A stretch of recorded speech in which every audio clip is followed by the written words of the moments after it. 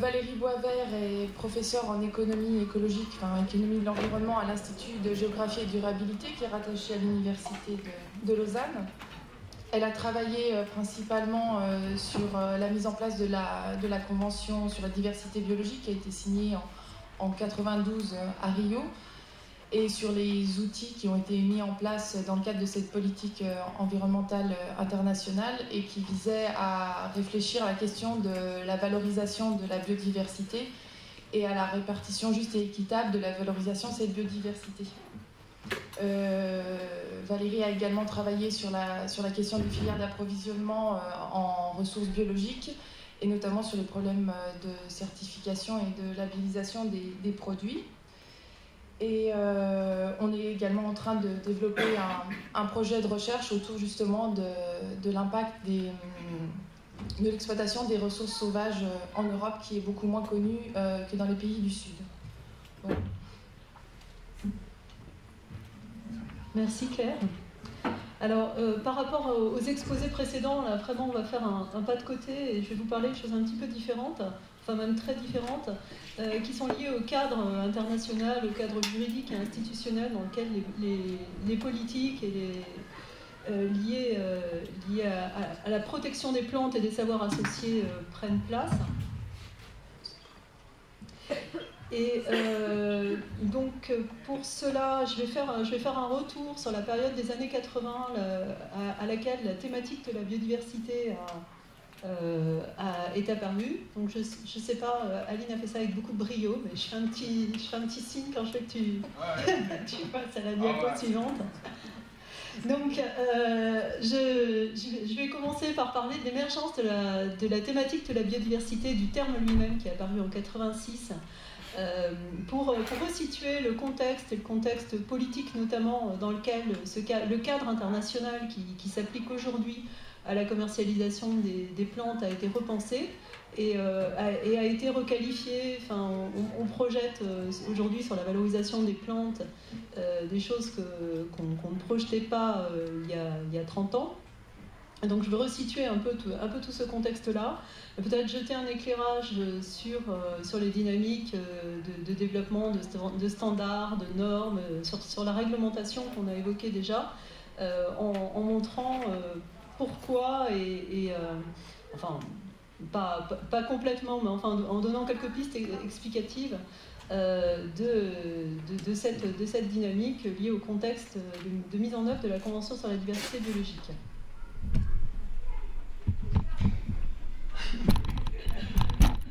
Donc, dans les années 80, on a commencé à s'inquiéter du rythme d'extinction des espèces animales essentiellement. Il y a eu une grande conférence organisée à Washington en 1986 à l'Académie nationale des sciences, lors de laquelle un peu tous les spécialistes, essentiellement états-uniens de la biologie de la conservation, étaient réunis pour alerter les décideurs publics américains à propos de l'extinction des espèces et de la disparition d'écosystèmes importants, en particulier les forêts tropicales mésoaméricaines, qui était le lieu où travaillaient l'essentiel de ces chercheurs. Leur idée étant de montrer que la conservation était un enjeu politique majeur et qu'il était opportun de financer les aires protégées, de financer la protection notamment des forêts tropicales. C'était une période à laquelle on devait faire face à des gros problèmes de financement des aires protégées, avec des fonds publics de plus en plus rares, et une période à laquelle aussi on assistait à un tournant néolibéral des politiques de façon générale, et dans le domaine de l'environnement et de la conservation également. Donc le discours militant porté essentiellement par des biologistes de la conservation, qui a été construit autour de la biodiversité et qui avait pour but d'attirer des crédits et de sensibiliser les politiciens, a été construit autour des possibilités de faire de la conservation une activité rentable. Et ils ont réfléchi à la façon dont on pourrait montrer que conserver la nature, ça pouvait rapporter de l'argent, et ça pouvait finalement, une politique de conservation pouvait s'autofinancer. Et pour cela, ils se sont beaucoup appuyés sur des sous-disciplines alors émergentes, en particulier la chimie écologique, et sur des chercheurs de cette discipline, plus que sur la discipline elle-même, qui avaient développé des partenariats avec l'industrie et qui s'étaient lancés dans ce qu'on appelle aujourd'hui la bioprospection.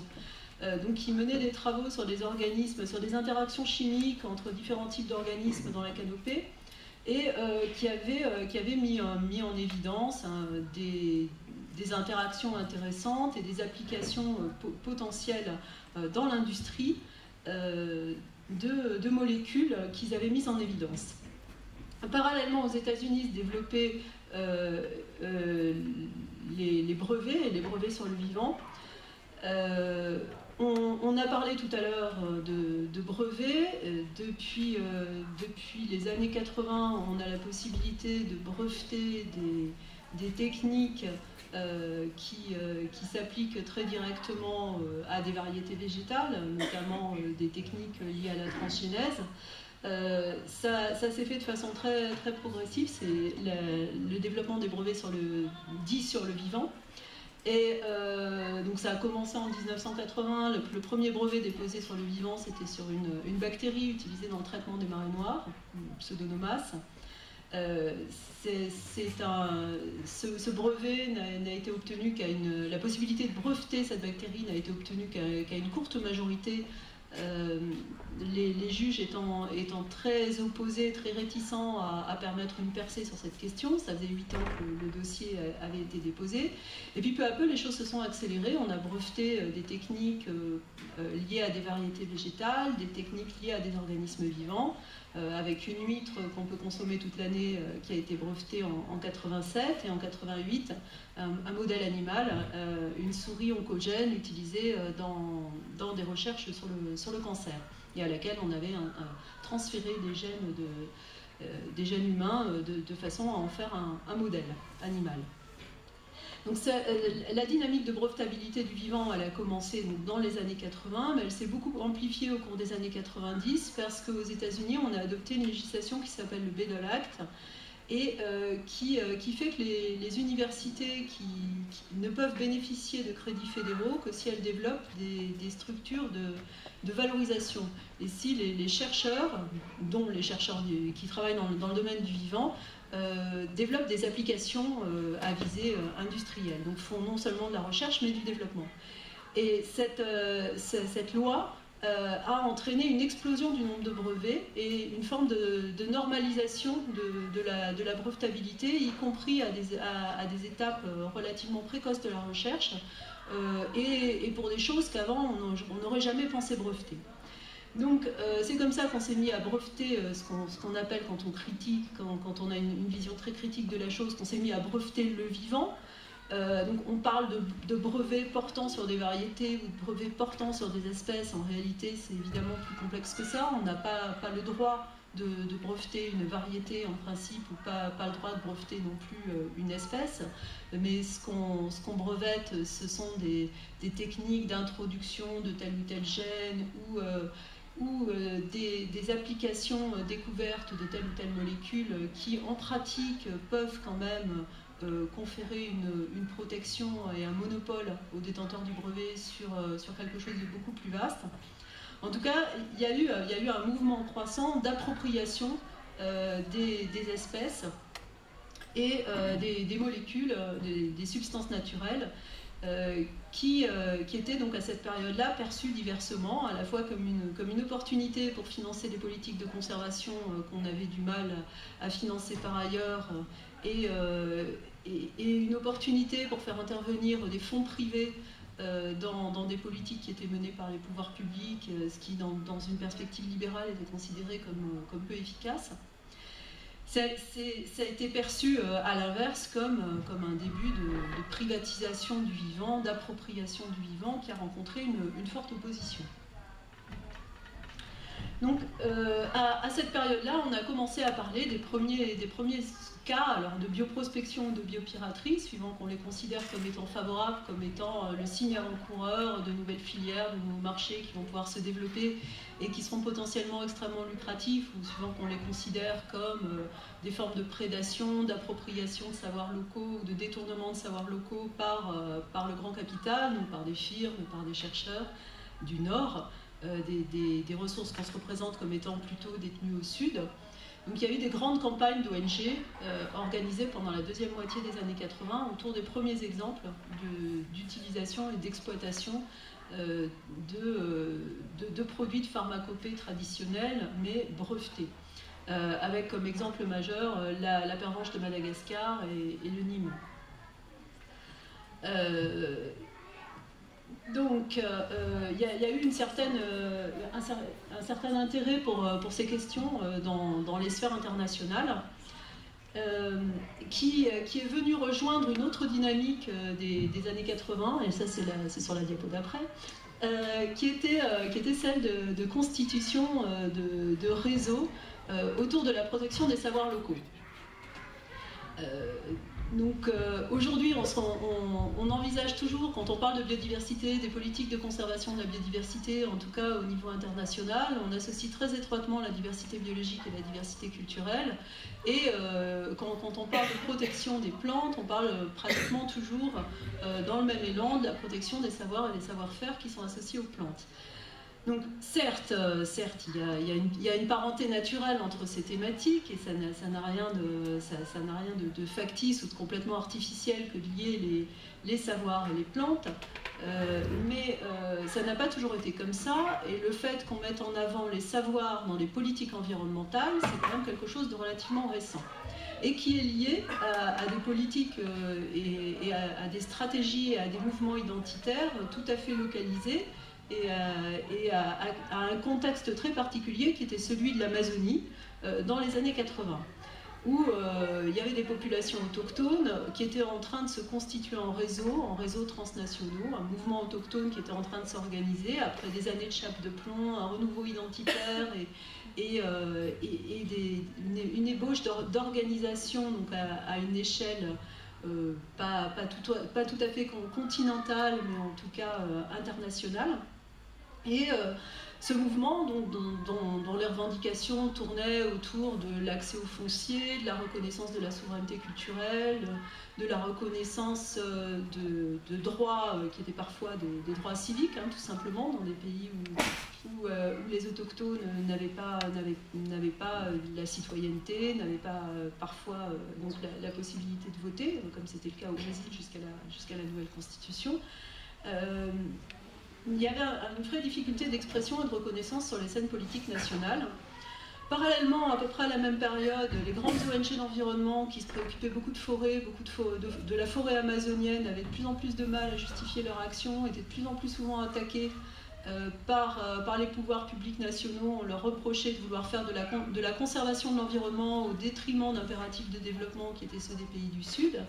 Et il s'est créé une espèce d'alliance entre les mouvements de conservation de la nature, plutôt des mouvements conservationnistes classiques qui s'intéressaient à la forêt, et les mouvements autochtones, les uns s'appuyant sur les autres pour asseoir leur légitimité, et les uns adoptant le discours des autres.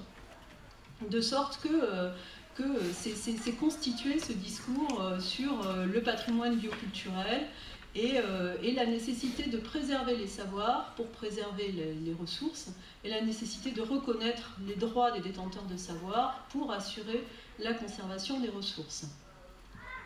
Donc il y a un mouvement qui a été, à la fois un mouvement et puis un peuple qui ont été un peu précurseurs en la matière, sont les Kayapos, qui avaient un grand projet de barrage sur leur terre, contre lequel ils se sont élevés, avec l'appui dans un premier temps d'anthropologues. C'est cette opposition au barrage sur le Horio Xingu qui a été à la base de la création de la Société internationale d'ethnobiologie, donc créée à la fin des années 80 au Brésil, à Belém. Et les Kayapos ont su très bien user de leur image à la fois d'autochtones et de bons sauvages écologistes pour obtenir des droits et pour lutter contre des projets de développement, des projets politiques qui entravaient leurs droits. Et très vite, ils ont su s'appuyer sur les médias internationaux, s'appuyer sur les grandes ONG de conservation, s'appuyer sur des people. Un des chefs, enfin, il n'y a pas vraiment de chef, mais un des chefs s'est promené un peu dans le monde entier avec le chanteur Sting pour lever des fonds. Et puis, ils ont fait très tôt aussi un partenariat qui a été jugé exemplaire avec le Body Shop. Donc ils ont signé des accords avec Anita et Gordon Roddick, les fondateurs du Body Shop, pour leur fournir de la noix du Brésil. Donc cette forme de mobilisation qui a été jugée réussie, parce qu'ils ont obtenu des droits fonciers, ils ont obtenu que le gouvernement brésilien recule sur son projet de barrage, et puis ils ont obtenu finalement beaucoup d'argent, à la fois grâce aux concessions foncières, grâce aux appuis internationaux qui leur sont venus de toutes parts, grâce aux filières qu'ils ont réussi à mettre sur pied. Tout ça est apparu comme un modèle assez vertueux. Et c'était peu avant le sommet de la Terre à Rio, en 92, qui a été un moment de diffusion de ce type de modèle. Alors à peu près à la même époque, il y avait eu un grand accord de bioprospection avec les pouvoirs publics américains qui, via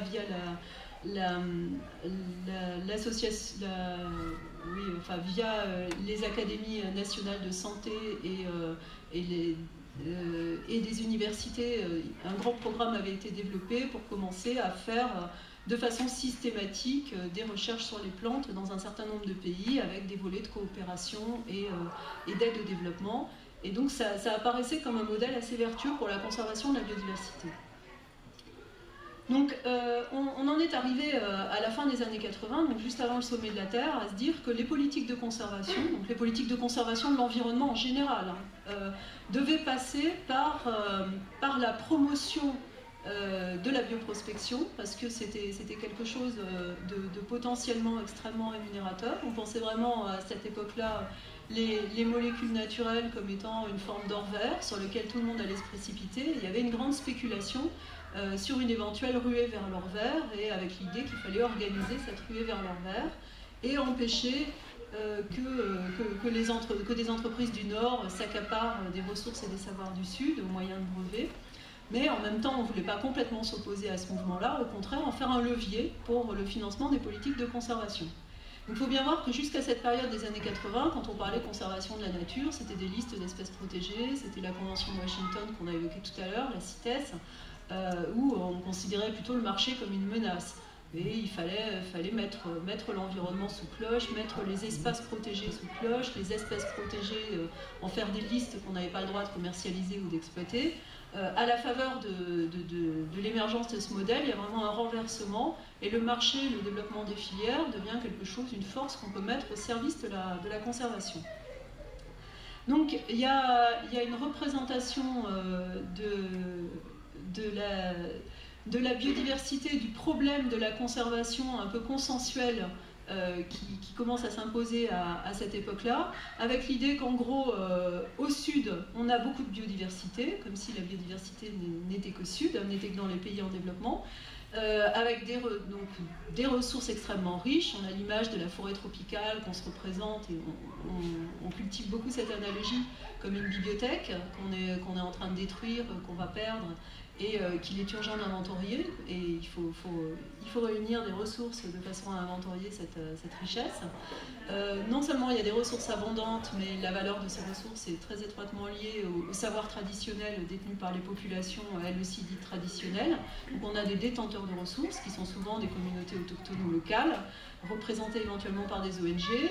Donc on se représente les pays du Sud comme étant le lieu où il faut faire de la conservation in situ, et puis le lieu où il y a un besoin de financement de la conservation, alors qu'à l'inverse, on se représente donc les pays du Nord et les acteurs économiques du Nord comme étant des utilisateurs de ressources, détenteurs de technologies, facteurs d'innovation, et qui auraient des moyens de financement. Donc on se représente vraiment la question de la biodiversité et de sa conservation comme extrêmement polarisée. On a l'offre d'un côté, la demande de l'autre, et puis tout naturellement, la solution qui est mise en avant est celle d'un développement des marchés. Et le développement des marchés, on se représente comme étant compromis par le fait qu'il y a une asymétrie de droits. D'une part, on a des communautés locales dont les droits ne sont pas reconnus, dont les ressources ne sont pas reconnues, parfois même pas connues, pas inventoriées. Et donc une forme de ressources en libre accès, alors que les mêmes ressources, les mêmes savoirs, une fois passés par le prisme de la science occidentale et une fois décrits dans les canons de la science occidentale, deviendraient brevetables. Et on se représente donc les industries liées au vivant comme étant extrêmement prédatrices, puisqu'elles peuvent, les industriels peuvent déposer des brevets sur des plantes et sur des savoirs traditionnels. C'est une représentation, hein, j'insiste bien sur ce fait. Donc on est dans une situation qui est à la fois peu équitable et puis peu efficace du point de vue de l'utilisation et donc de la conservation des ressources, puisque les substances naturelles qui se trouvent dans les forêts tropicales sont exploitées et elles génèrent une rente qui est complètement captée par des industries. Et c'est ce vers quoi la Convention sur la diversité biologique, c'est ce que la Convention sur la diversité biologique veut corriger, en rectifiant l'asymétrie des droits et en développant des droits pour les populations locales, avec l'idée de lutter contre la biopiraterie, de la transformer en une activité vertueuse qu'on appellerait bioprospection et qui bénéficierait à tout le monde. Alors pour cela, la Convention sur la diversité biologique met en avant 3 types de droits. Les droits de propriété intellectuelle, donc les brevets, elle considère que ça peut être un moyen de valoriser les substances naturelles. Il y a vraiment de façon sous-jacente cette vision extrêmement libérale suivant laquelle, pour conserver, il faut que la conservation soit rentable. Donc conserver, ça passe par l'utilisation, alors utilisation qu'on qualifie de durable, ce qui signifie qu'on prévoit quand même certaines limites, mais en même temps on pense vraiment l'exploitation des ressources comme étant le levier majeur de leur conservation, et pour ça les droits de propriété intellectuelle sont posés, sont présentés comme un élément de la valorisation des ressources. Bon, en contrepartie, bien entendu, on reconnaît les droits des populations locales et autochtones incarnant des modes de vie traditionnels sur leurs ressources. C'est l'article 8J de la Convention sur la diversité biologique, dont il est beaucoup question quand on parle de protection des savoirs traditionnels. Et puis, pour organiser l'échange, qu'on s'imagine quasi bilatéral entre des communautés locales détentrices de ressources et des industriels utilisateurs potentiels des ressources, on prévoit que les États ont la souveraineté sur leurs ressources biologiques et donc il va leur appartenir de légiférer, de fixer le cadre adéquat pour que des échanges vertueux, favorables à la conservation des ressources, à la reconnaissance des savoirs locaux et à l'innovation puissent se mettre en place. Donc on peut passer même plus rapidement aux diapositives suivantes. Donc c'était l'idée du début des années 90, qui était déjà une idée presque un peu datée au moment où elle a été adoptée, où on en a fait une convention. Donc on misait énormément sur une ruée organisée vers l'or vert, et il y avait même des pays qui pensaient leur organisation en cartel. Il y a eu l'initiative des méga-divers qui pensaient que les pays pétroliers avaient leur OPEP et étaient en position d'imposer au monde leurs conditions pour l'accès au pétrole, et que peut-être les pays du Sud, avec leur or vert, pourraient eux aussi fixer les conditions d'exploitation de leur biodiversité selon leurs propres termes et en conformité avec les intérêts de leur population et en conformité avec leurs impératifs de développement. Alors ça s'est pas passé comme escompté. On a observé un très faible développement de la bioprospection. Alors, on misait beaucoup sur l'industrie pharmaceutique parce que les exemples un peu canoniques de biopiraterie ou de bioprospection des années 80 portaient sur des produits pharmaceutiques, en tout cas sur des nouveaux médicaments. En réalité, c'est à peu près à cette époque-là que la plupart des entreprises qui avaient qui gardaient un département substances naturelles au sein de leur R&D ont fermé ces départements pour s'orienter vers d'autres types de recherche. Sachant que, bon, évidemment, la voie de développement des médicaments qui passe par les plantes n'est qu'une voie parmi d'autres. Ensuite, il est assez vite apparu que les plantes, si c'est leur structure chimique qui présente un intérêt, la diversité génétique est une chose, la diversité biologique en est une autre, et qu'on n'était pas obligé de partir à l'autre bout de la planète et de négocier très longtemps avec des populations autochtones et avec des pouvoirs publics dans des pays avec des administrations peu stabilisées et pléthoriques pour pouvoir accéder aux ressources, et qu'on pouvait aussi bien travailler sur des ressources locales. Et finalement, il y a eu très peu de contrats, en tout cas très peu de contrats attestés, qui correspondent vraiment à l'imaginaire qu'on s'était forgé à la fin des années 80. Ensuite, bien évidemment, le postulat, alors sur lequel on n'est toujours pas revenu pourtant, selon lequel la conservation passe par l'utilisation, et l'utilisation durable, il suffit de la qualifier de durable pour qu'elle soit une garantie de conservation, est tout à fait discutable. Bon, c'est ce qui a été évoqué dans l'exposé précédent. Quand les filières se développent et quand la demande se développe, les tensions sur la ressource se développent. Et donc, se représenter le marché comme étant la solution au problème de conservation, c'est plus un parti pris idéologique qu'une solution qui a fait ses preuves. Et toujours est-il que ça reste l'angle sous lequel les politiques de conservation sont considérées aujourd'hui.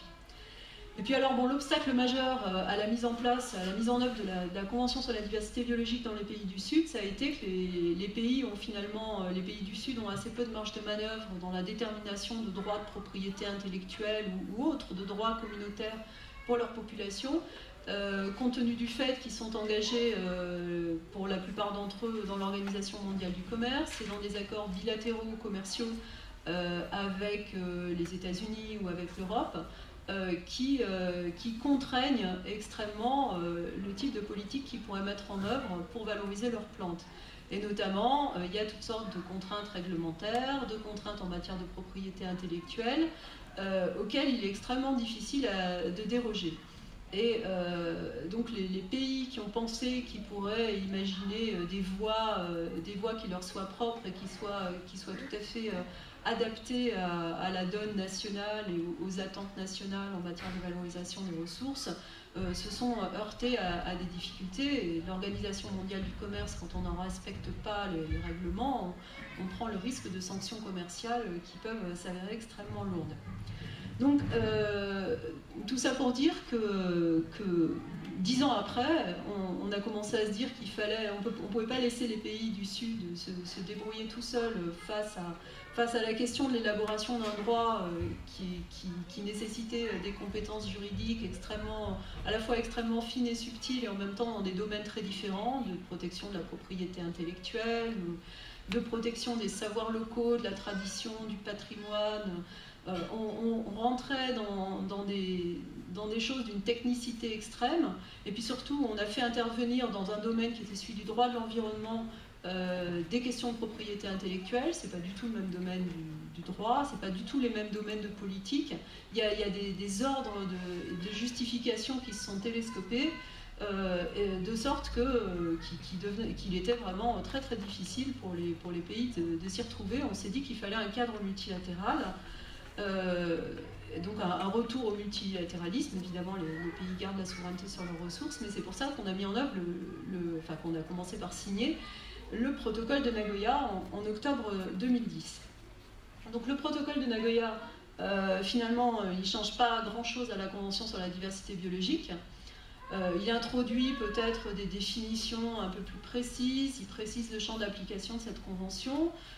Il précise qu'on entend dans la Convention sur la diversité biologique, il est question de ressources génétiques et de partage des avantages qui sont issus des ressources génétiques entre populations du Sud et industriels du Nord. Or, les industriels de la cosmétique, par exemple,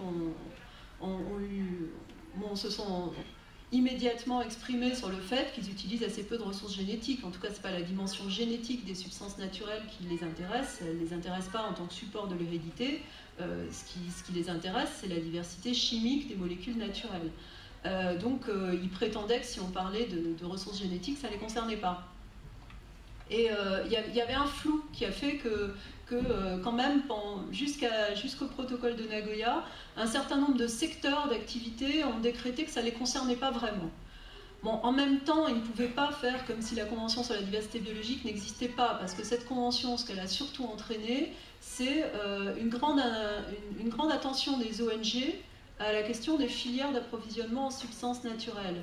Alors que d'un point de vue formel et du strict point de vue juridique, ces filières n'entrent pas dans le champ de la Convention sur la diversité biologique, c'était secondaire. Il y a des firmes qui ont été dénoncées, qui ont fait l'objet de campagnes qui leur ont coûté finalement très cher, en raison de filières d'approvisionnement qui n'étaient pas tout à fait satisfaisantes du point de vue de la reconnaissance des savoirs locaux. Et bon, il y avait quand même des zones d'ombre sur le champ d'application de cette convention, et un certain nombre d'acteurs prétendaient qu'ils n'étaient pas concernés. Donc là, depuis 2010, ils peuvent plus difficilement tenir cette position. Toujours est-il qu'un texte de droit international, ça ne s'applique que si ça donne lieu à une mise en œuvre effective dans les pays, ce qui est le cas d'un nombre très limité de pays pour le moment. Assez peu de pays se sont dotés de législation d'application de ces conventions internationales. Donc pour le moment, on a les conventions, on a des pays signataires de ces conventions qui se sont engagés à en respecter l'esprit. Pour autant, ils n'ont pas forcément pris de dispositions juridiques précises qui encadrent l'accès à leurs ressources. Donc on est encore dans des zones d'ombre.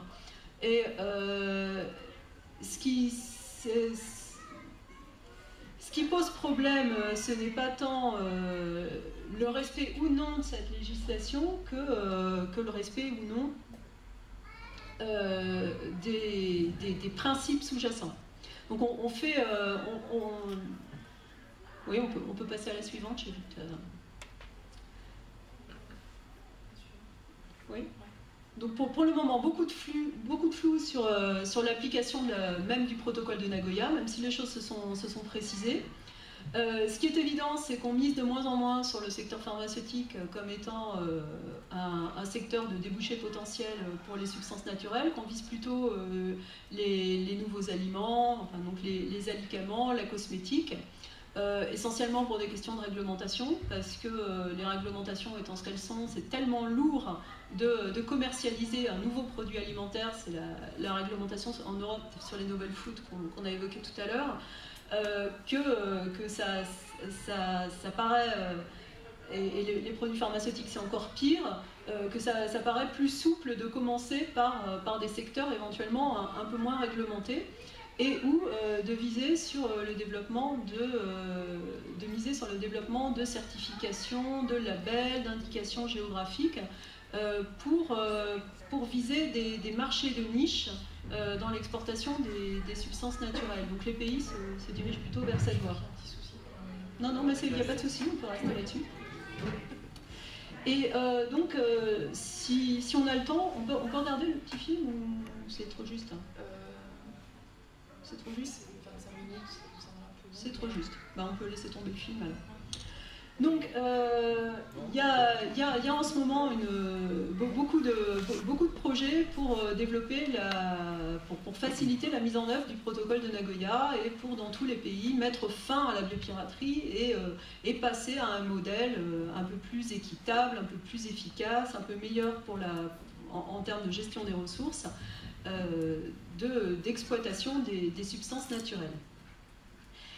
Donc il y a énormément de financements, en particulier de la coopération, qui sont investis là-dessus. Donc le film que je me proposais de vous montrer, c'était un film de la coopération allemande. Enfin, il y a une initiative pour l'accès et le partage des avantages en Afrique qui est financée et mise en œuvre par la GIZ, donc par la coopération allemande, avec le soutien de la coopération néerlandaise et de la coopération danoise.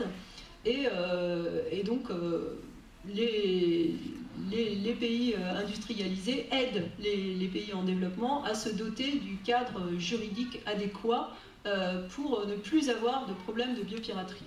Enfin ça c'est la proposition sur le papier. Et ce que je voulais illustrer, donc je vais l'illustrer avec un autre exemple. Je pense qu'éventuellement on peut peut-être juste abréger la table ronde ou la réduire légèrement et passer le film.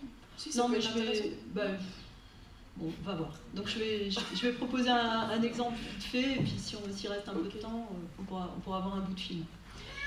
Donc il y a beaucoup d'investissements pour essayer de mettre en place des politiques dans les pays du Sud pour faciliter l'accès à leurs ressources, avec l'idée que c'est une question juridique. Mais les campagnes qui ont été montées dans les 2 décennies qui viennent de s'écouler pour dénoncer des faits de biopiraterie montrent que la question n'est pas strictement juridique. Et que ça n'est pas en développant des lois, des réglementations, dans tous les sens, qu'on va pouvoir lutter de façon efficace, ou qu'on va pouvoir répondre au sentiment de spoliation qui est celui d'un certain nombre de communautés locales et de pays du Sud, puisque c'est plus... ce qu'on appelle biopiraterie, en fait, ce sont des faisceaux de pratiques d'abord assez diversifiés, je vais revenir là-dessus à travers des exemples, mais qui ne sont pas, à proprement parler, illégales, qui sont plus jugées illégitimes. Donc, je voudrais aborder, comme illustration, le cas d'une campagne qui a été menée par la Déclaration de Berne, donc une ONG suisse, autour du cas du Pélargonium, Pélargonium du Cap, donc qui est une plante qu'on trouve dans toute l'Afrique australe, mais principalement en Afrique du Sud, et qui est connue et utilisée de très longue date, et qui a été brevetée et exploitée à l'étranger également d'assez longue date par des firmes pharmaceutiques en particulier.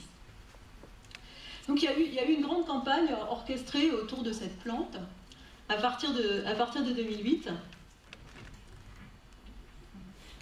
Oui. À la suite de dépôt de brevet par Schwab, qui est une firme pharmaceutique allemande, qui avait déposé un brevet sur le procédé d'extraction des principes actifs des racines.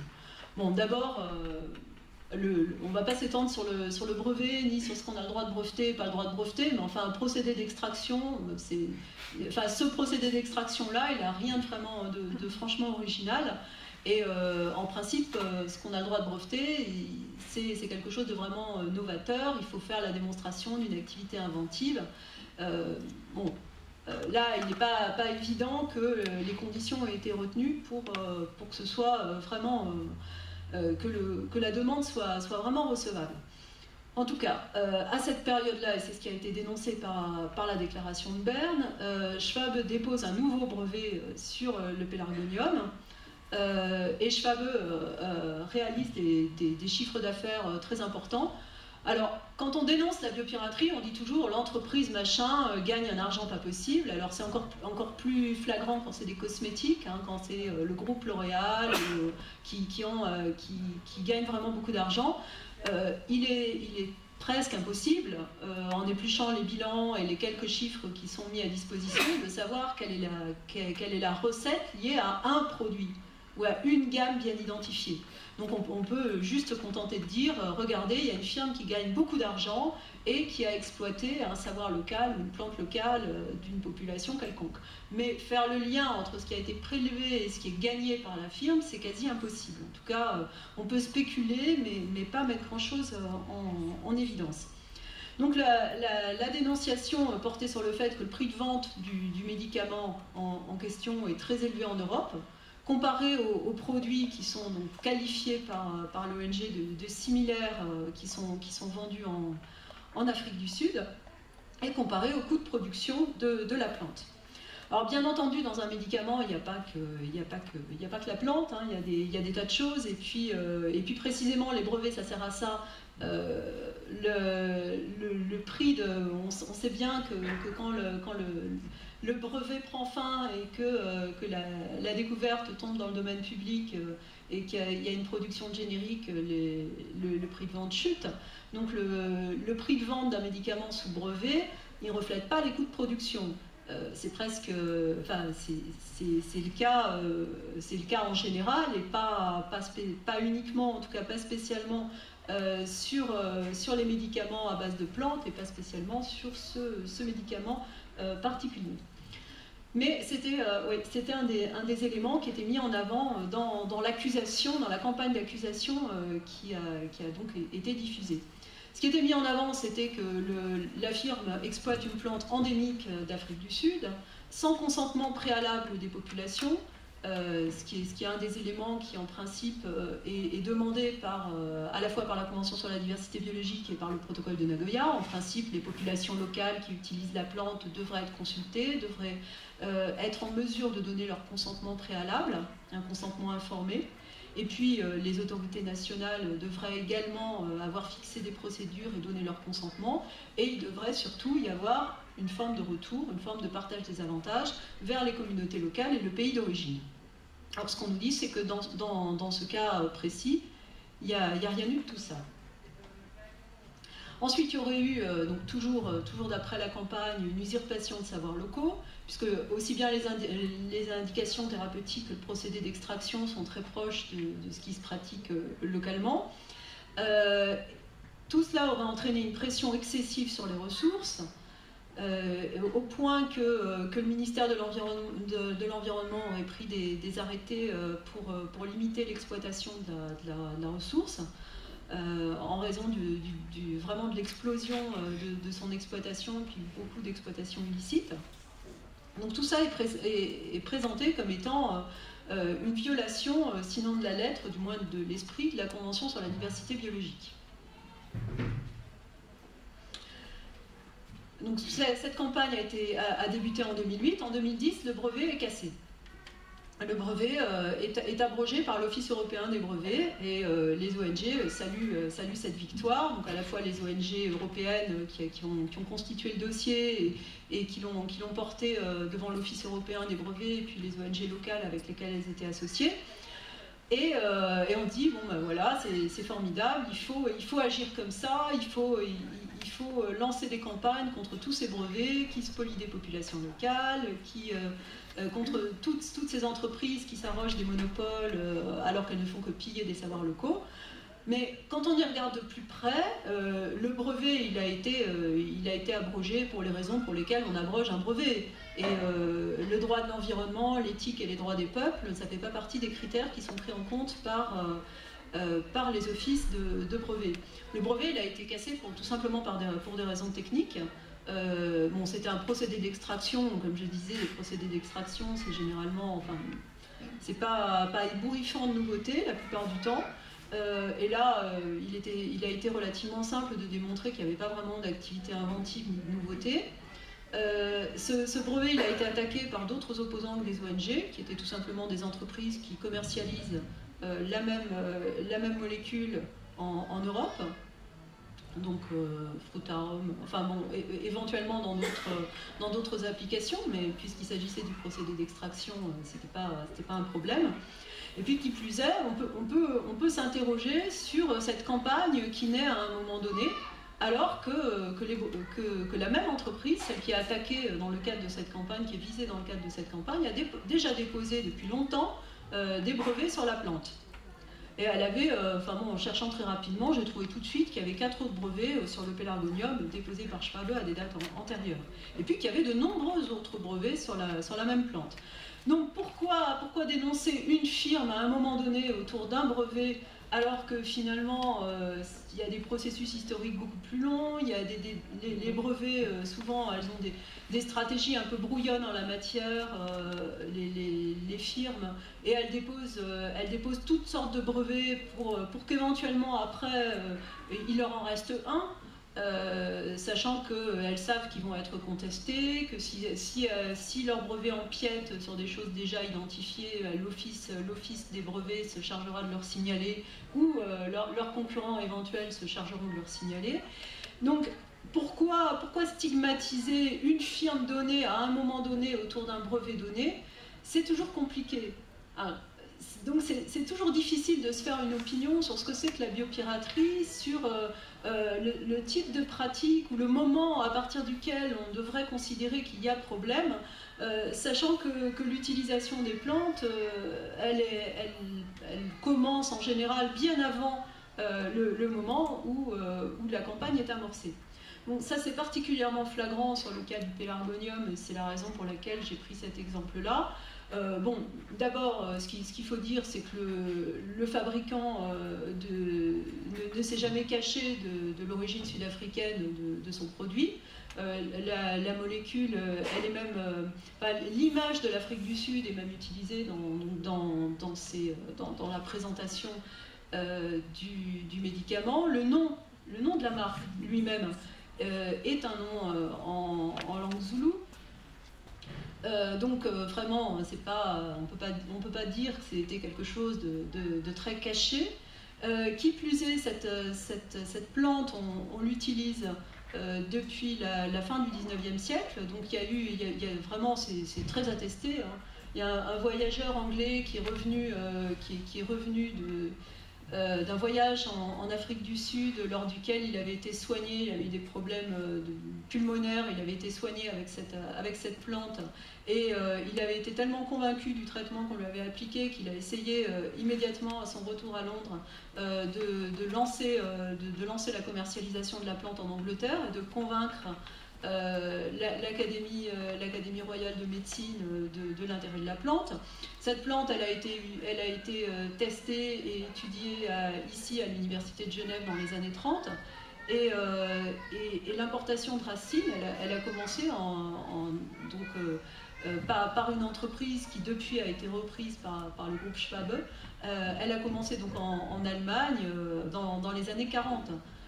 Donc c'est pas quelque chose qui date d'aujourd'hui, et c'est quelque chose qui a commencé bien avant la Convention sur la diversité biologique, bien avant le protocole de Nagoya. Les filières sont en place depuis très longtemps. Alors il y a des moments où il y a les effets de mode, où il y a un engouement pour les plantes et où ces filières s'emballent, et où alors que la production était relativement confidentielle, ça se met à exploser. C'est ce qui s'est passé. Donc les raisons pour lesquelles on va décider à un moment que quelque chose relève de la biopiraterie, c'est pas seulement un brevet, c'est pas seulement une spoliation de communautés locales, c'est quelque chose de beaucoup plus complexe. Et bon, qui plus est, la firme était très surprise de ce qui lui arrivait, parce qu'elle avait l'impression qu'elle avait mis en place des filières équitables, qu'elle avait un approvisionnement qui se passait bien, et que dans le cadre de sa responsabilité sociale et environnementale, elle avait développé toutes sortes de projets de développement, justement de développement local liés à sa filière d'approvisionnement. Donc elle avait l'impression de faire ce qu'il fallait. Tout ça pour dire que cette question de la bioprospection et de la biopiraterie, elle est éminemment politique, que c'est devenu un thème porté par des attentes et des revendications multiples, qui étaient celles de communautés de biologistes qui voulaient financer la conservation et montrer que ça rapportait, qui étaient celles de populations autochtones qui voulaient, par n'importe quel biais, et ce qui est tout à fait légitime, que leur souveraineté culturelle soit reconnue et qui souhaitaient accéder à un certain nombre de droits. C'était lié à des pays du Sud qui voulaient réaffirmer leur souveraineté nationale, et l'affirmation de leur souveraineté sur les ressources biologiques a été un élément aussi de réaffirmation de souveraineté nationale, en particulier en Amérique latine. C'était lié à la volonté d'industriels d'avoir des filières, et de chercheurs du secteur public, d'avoir des filières d'approvisionnement très, très sécurisées et transparentes pour des plantes, et d'obtenir la sécurité juridique qui, à leurs yeux, faisait défaut, et qui faisait qu'ils avaient de la difficulté à investir dans des pays où ils n'étaient pas sûrs de pouvoir continuer leurs activités. Donc c'est tout un faisceau d'intérêts qui fait qu'à un moment, on met en place un cadre juridique, et puis qu'on met en avant des notions comme la biopiraterie, mais qui s'avère après très difficile en pratique à caractériser, à constituer, et donc à circonscrire par le droit ou par des politiques adéquates. Et face à ça, finalement, l'effet sur les industriels des secteurs utilisateurs de substances naturelles est plutôt contraire à ce que recherchait la Convention sur la diversité biologique. C'est-à-dire qu'il y a eu un repli quand même assez notable sur les plantes européennes, de la part des firmes européennes, Les firmes japonaises, dès le début des années 90, ont mené leur prospection uniquement au Japon. On s'intéresse à tous les types d'organismes qui ne sont pas couverts par ce type de convention. Donc les entreprises qui faisaient de la recherche sur les substances naturelles, par exemple, s'intéressent beaucoup récemment aux marins, s'intéressent aux bactéries des sols, pour lesquelles, si c'est des organismes des grands fonds marins, il n'y a pas de communauté locale associée qui va revendiquer des droits et je ne sais quoi.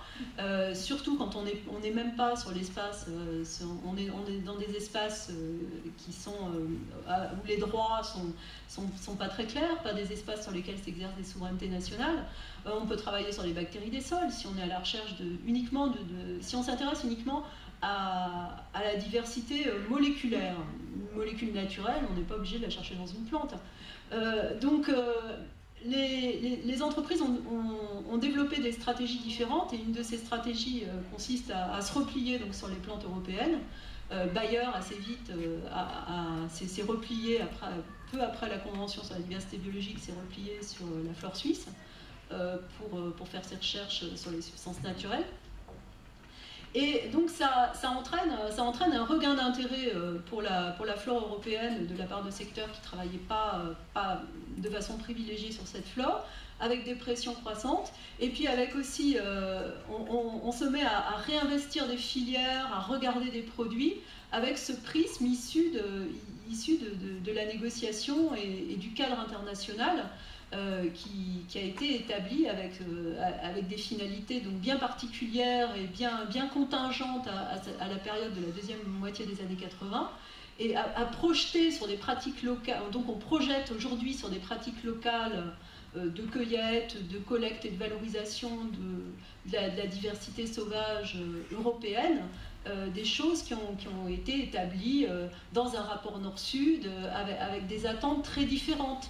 D'où des choses qui peuvent paraître totalement décalées, des attentes en matière de traçabilité qui ont été pensées pour pouvoir s'assurer qu'il n'y avait pas de spoliation des pays du Sud. Mais quand on travaille sur la flore européenne, on n'est pas dans cette perspective nord-sud où il va y avoir des prises de position extrêmement radicales, des plaintes d'États du Sud qui s'estimeraient pillés.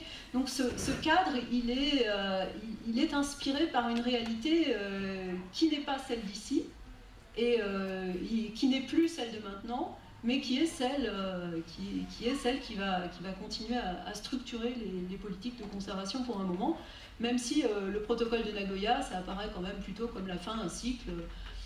Le droit international, on ne revient pas dessus, hein, donc c'est plus, même si on se rend compte qu'on est parti sur donc cette représentation nord-sud, par exemple, la biodiversité au sud, les utilisateurs au nord, c'est vraiment une représentation géopolitique, diplomatique à un moment donné, pour que tout le monde signe un texte de droit international, pour qu'on ait un socle sur lequel faire le travail diplomatique et conférence des parties après conférence des parties, définir des politiques qu'on espère à ce moment-là plus appropriées. Ce qui prime, c'est le fait de trouver un consensus. Et puis après, tant pis si le consensus n'est pas du tout réaliste, si ce dont on traite ne ressemble absolument pas aux pratiques et à la réalité des choses. Si on a réussi à s'entendre sur un certain nombre de thèmes, après on va pouvoir construire, ça crée un socle pour la discussion. Donc c'était vraiment dans cette perspective que c'était conçu. On savait très bien que la biodiversité n'était pas complètement au sud, que les utilisateurs n'étaient pas complètement au nord, que la question des savoirs écologiques traditionnels très étroitement liés aux ressources, ça mérite d'être creusé. Qu'on peut exploiter des ressources sans exploiter les savoirs afférents et vice-versa. Enfin, que tout ça est bien plus complexe.